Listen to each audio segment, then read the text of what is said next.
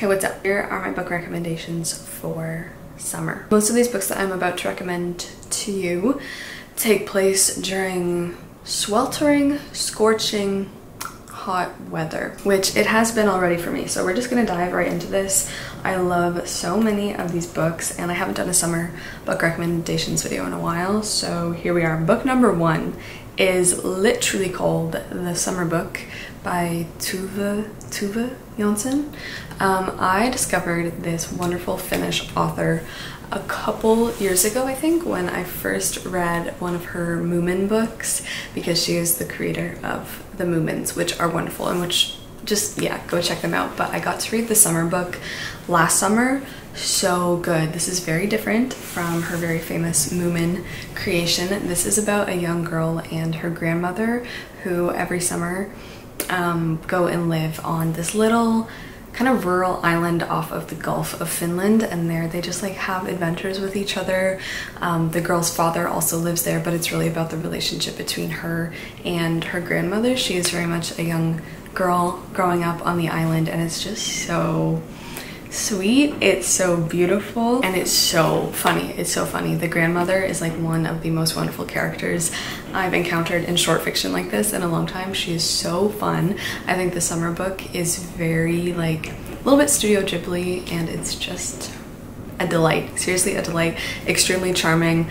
And on the flip side, I know that Jansson also has a book called The Winter Book, which I'm obviously even more excited about. It's about growing up.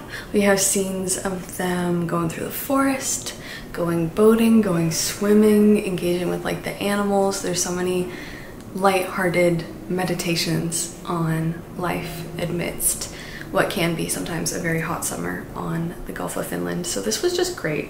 I really like this. I really like this, and I think if you want something lighthearted, wholesome, a pick-me-up filled with dazzling writing, the summer book. Then for something completely different, we have Tram 83 by Fistin Wansamujila. I read this a few months ago, and this is one of my favorite books of the year so far. This is very different to the summer book. Tram 83 is all set in an unnamed city, a city-state, but it's taken that it's probably a city in the Congo, and we follow these two men who are very much protagonist-antagonist vibes, I guess, but we have Lucian and Requiem. Lucian is a writer, he's an idealist, whereas Requiem is very much trying to engage in all of the criminal underworld dealings of the things going on around Tram 83, which is a nightclub in the city that everyone goes to. This is so fast-paced, so frenetic, so discombobulating, overstimulating. It's filled with jazz and voices coming in out of nowhere, a lot of hot, sweltering days as well, and it's just very unique. I really enjoyed this. This is a book that I would love to read for a second time. There's a ton going on in here. It extracts epic poetry from violence, despair, and distraction. The opening. Northern Station, Friday, around 7 or 9 in the evening. Patient's friend. You know full well our trains have lost all sense of time. The Northern Station was going to the dogs. It was essentially an unfinished metal structure, gutted by artillery, train tracks, and locomotives that called to mind the railroad built by Stanley, Cassava fields, cut-rate hotels, greasy spoons, bordellos, Pentecostal churches, bakeries, and noise engineered by men of all generations and nationalities combined. This book is such a fun challenge, so Tram 83. If you're looking for a classic that's very sweltering, very hot, I would recommend The Awakening by Kate Chopin. I read this last year for the first time. Good. This is also extremely just sad and very low. It's gonna put you low in the ground a little bit. This is about our protagonist who wakes up one day. You know, she's been awakened and she's like, what am I actually doing here? I'm married to my husband, I have kids, and I'm just not happy at all. So it details her trying to come out of herself a little bit and start to live her life. It's all set during the backdrop of beautiful summer hot descriptions. It's just so gorgeous. Those are some of my favorite parts of The Awakening. It's just like the sweltering and the suffocatingness of it all, and like beautiful summer evenings. There were days when she was very happy without knowing why. She was happy to be alive and breathing, when her whole being seemed to be one with the sunlight, the color, the odors, the luxuriant warmth of some perfect southern day. She liked then to wander alone into strange and unfamiliar places. She discovered many a sunny, sleepy corner, fashioned to dream in, and she found it good to dream and to be alone. There were days when she was unhappy, she did not know why, when it did not seem worthwhile to be glad or sorry, to be alive or dead, when life appeared to her like a grotesque pandemonium and humanity like worms struggling blindly toward inevitable annihilation. Yeah. Of course, The Awakening was banned when it was published, and people were like, no, you can't read that. You can't read that. So go and read it now, because you can, and it's amazing. So that is The Awakening. The next book that I want to recommend to you for reading in the summer is Wide Sargasso Sea by Jean Rhys. I got pretty obsessed with this novel, I think a couple years ago now. This was my first time reading Jean Rhys, and then I went on and read Good Morning Midnight shortly afterwards, which was also fantastic. But Wide Sargasso Sea is the one I would recommend to you in the summer months. First of all, this is the author's reimagining, or just imagining in general, of the backstory of Jane Eyre, specifically Bertha's story, which I guess if you haven't read Jane Eyre, that's all I can say. It's the story of Bertha, and where she came from and what her life was like before Jane Eyre. In Wide Sargasso Sea, her name is not Bertha, her name is Antoinette. She lives on a beguiling Caribbean island, a lush and ravaged Eden, ripped apart by escalating tensions between the former slaves and the Creole heiress's colonial family. Her marriage to a visiting Englishman seems to promise escape from the island's violent distress, but the affair takes a sinister turn before the honeymoon is over. It's just, ooh, she's so good. Jean Rhys is so good. Jean Rhys herself grew up and was born on Dominica, and a lot of this book is informed by her own experience living on the island, and it's just so great. The book tackles so many different things, and above all, there's just so much lush description, which is very, very important to the character and to just everything that this book is talking about. Mwah. Our garden was large and beautiful as that garden in the Bible. The tree of life grew there, but it had gone wild. The paths were overgrown, and the smell of dead flowers mixed with the fresh, living smell.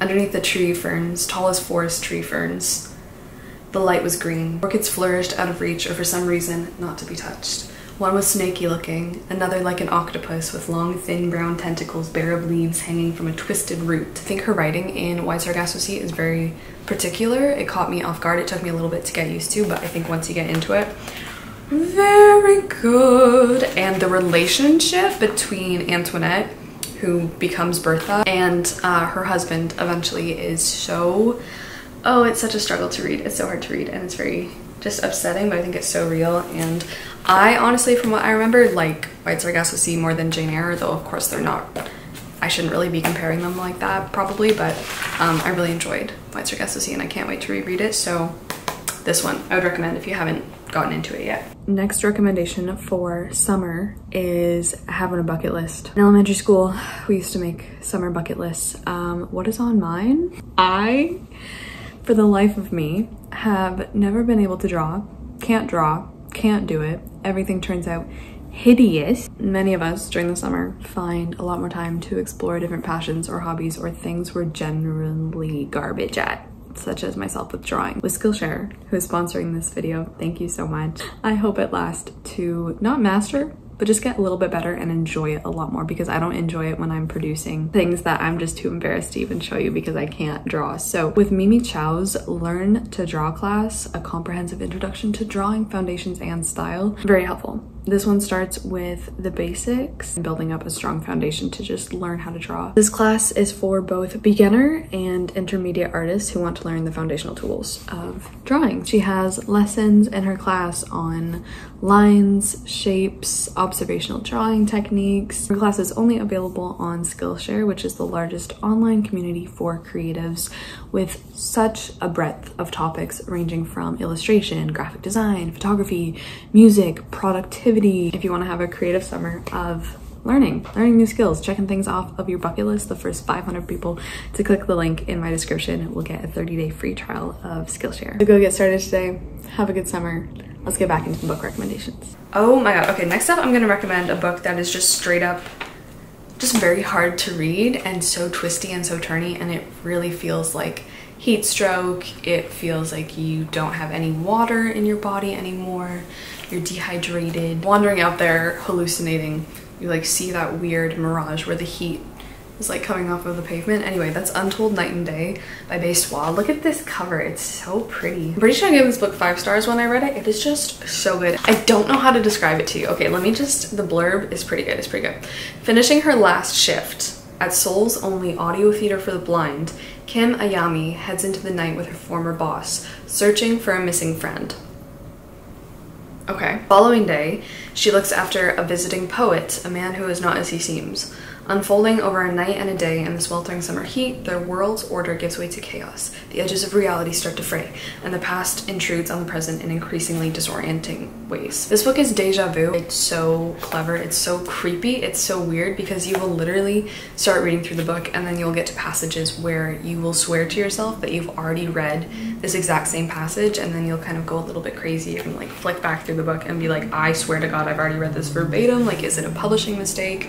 Did the author lose their mind? And then you kind of keep reading and you see what's going on. So it's so good, so good. Perfect for summer, so perfect for summer, because this is set in the sweltering heat where everything is just a little bit off and it's a little bit weird and things are like bleeding into one another and reality is just not doing well. Okay, reality's not doing well. Someone check on her. Crematorium smoke belched out from the hot asphalt covering every inch of soil, and from the enormous structures of concrete, iron, and glass that towered into the sky, and whole streets became cratered balls of fire with all kinds of animal matter, exposed flesh, skin, eyeballs, hair, sweat, burning up. The heat didn't abate. At night, the viscous fibers knitting flesh together, underpinning the body's structures, slackened still further, fluttering and whirling around the edge of consciousness. DNA sequences coding sleep's cellular identity unraveled, and dreams mingled with comatose states as cell membranes disintegrated. The time of the year when sleep was stretched thinnest, like oxygen at high altitude. Yet it was also a time governed by a colloid of dreams in which gravity and density were most intense. It's so good. The midsummer metropolis was a temple of benumbed languor, the home of long-vanished cult-worshipping tribes. Rarefied sleep sucked bodies into a burning crater lake choked with sticky flakes of black soap ash and honeycomb chunks of gray pumice. Wow. Okay, so that is Untold Night and Day, and then what I like doing a lot with these recommendation videos is giving you obviously a list of books that I have read and I'm like, yeah, put them on my, or put them on your roster rather, because they've been on my roster and now they're in my heart and soul and bones. But then I like to just add a few that I have on my summer list that I haven't yet read, because these are books that I'm thinking of reading. I'm just gonna tell you about 3 books that are on my radar for reading this summer. And if you've read them, please let me know what you think of them. The first book that I have on here, I have it on audio. I'm planning to listen to it, is Chlorine by Jade Song. I heard about this one on BookTube. It was very, very popular last year, I think, and I really, really want to read it. It is about this competitive swimmer, and just the blurb says it blurs the line between a literary coming-of-age narrative and a dark, unsettling horror tale, told from an adult perspective on the trials and tribulations of growing up in a society that puts pressure on young women and their bodies. So it follows Ren, who is a swimmer. Like, she is a competitive swimmer. That is all she wants to do. She's going a bit obsessive about it. There's so much pressure being put on her. Like, she doesn't have any friends aside from the people that she swims with at the pool. Things just start to get a little bit weird because she's like, my life will only turn out the way that it needs to if I am like just the perfect person at swimming. And so she starts to like take on, I don't know if she takes on the attributes or it's just in her head, where she is becoming a mermaid because she's grown up on stories of creatures of the deep and stuff like that, and she's like, well, I'm obviously just gonna become a mermaid to be the best swimmer. She will do anything she can to make a life for herself where she can be free, no matter the pain, no matter what anyone else thinks, no matter how much blood she has to spill. The cover is really cool. So that is Chlorine. The other one that I've had on my read later list for a while. Okay, it's Florida. I just think I say Florida. Yeah, it's Florida. Oh God, that doesn't sound like a real word anymore. Florida Woman by Deb Rogers. The only contemporary books that I like reading are books where it tackles like contemporary issues in kind of a weird way. Stuff like, I don't know how to say this. I don't know. It has to have some weird twist that's very weirdly postmodern, I think, for me to be like, oh, I want to read that. Stuff like The Disaster Tourist, stuff like Leave the World Behind. That's the kind of contemporary, and by the way, those are two fantastic books to read in the summer as well. But Florida Woman looks like it's kind of the same because it's based on the premise of like, it caught my eye because I really, really like reading headlines of Florida man. Like, Florida man is found battling 16 crocodiles to save his pawned off motorcycle or whatever. Actually, you know what? Let's go through some right now. Florida man headlines. Let's see. Oh, okay. I'm on the Reddit page for Florida man. Okay, see? This is just great. It's just the wackiest things and you're like, this could only happen in Florida. Florida. One hell of a drug. Florida, like, what? How does this even happen? Like, you think it's satire until you click on the actual news article and you're like, what the hell? Florida man sneezed out his intestines while eating at diner. Florida man arrested after shooting and destroying Walmart delivery drone. I don't know which one of those things is more frightening. I didn't know Walmart had a delivery drone. Florida man carrying nearly 500 grams of weed tries to steal plane to meet girlfriend, police say. Like, this just can't be real. Florida man on a tricycle fights man with a machete over a flashlight. Florida man charged with assault with a deadly weapon after throwing alligator through Wendy's drive-thru window. That's kind of what hooked me on this, because this is just so weird. But this is about a Florida woman who does something a little bit different. She works at a Floridian wildlife center for exotic monkeys during this one summer. But something is not right at this monkey sanctuary. Jamie is a Florida woman. She grew up on the beach, thrives in humidity, has weathered more hurricanes than she can count, and now, after going viral for an outrageous crime she never meant to commit in the first place, she has the requisite headline to her name. So the reason she goes to work at the monkey place is because she is tasked with doing community service rather than serving jail time, and she's like, okay, yeah, I'm gonna take the community service and I'm gonna go work with the monkeys. However, something is weird, something is out there in the woods. She hears the distant screams of monkeys each night. The staff perform cryptic lakeside sacrifices to honor Atlas, and the land, which has long been abandoned by citrus farmers and theme park developers alike, now proves to be dangerously,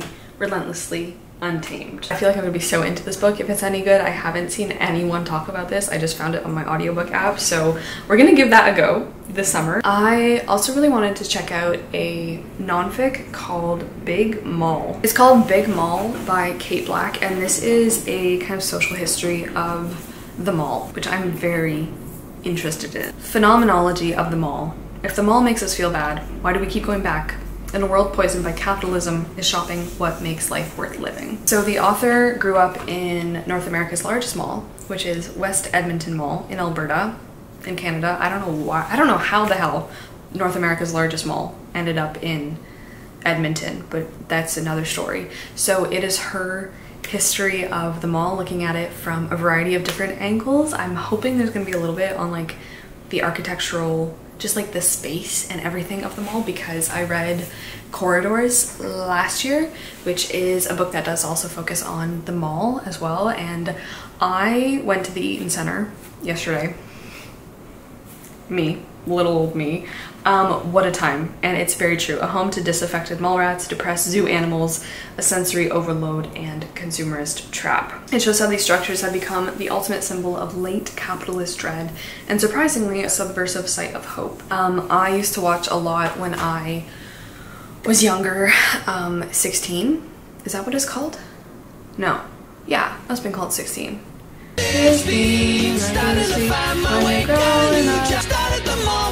This was about a group of, I guess, 16-year-olds, and they all worked at the mall. Anyway, and I could only watch this at my grandma's house because my family didn't have these channels. Only my grandma was bougie enough to have the good channels, so I would go to her house and watch 16, which I just found so, I don't know. It's just, honestly, I don't remember too much about the show, but I remember so much being interested in like all of the mall spaces, and each of the different friends work at a different store. Like one of them works at the weird lemonade stand, another one works at like Sport Check or something, another guy works at the hot dog food concession, and it was just really, really interesting, honestly. And I just, yeah. All they've been playing is country music. I just love books like this about different structures, different buildings, different concepts. So this is a nonfiction that I really would like to get to this summer. So that is Big Maul.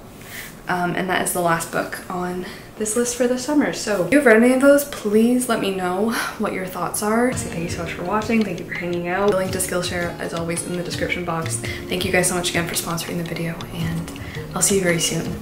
Ciao.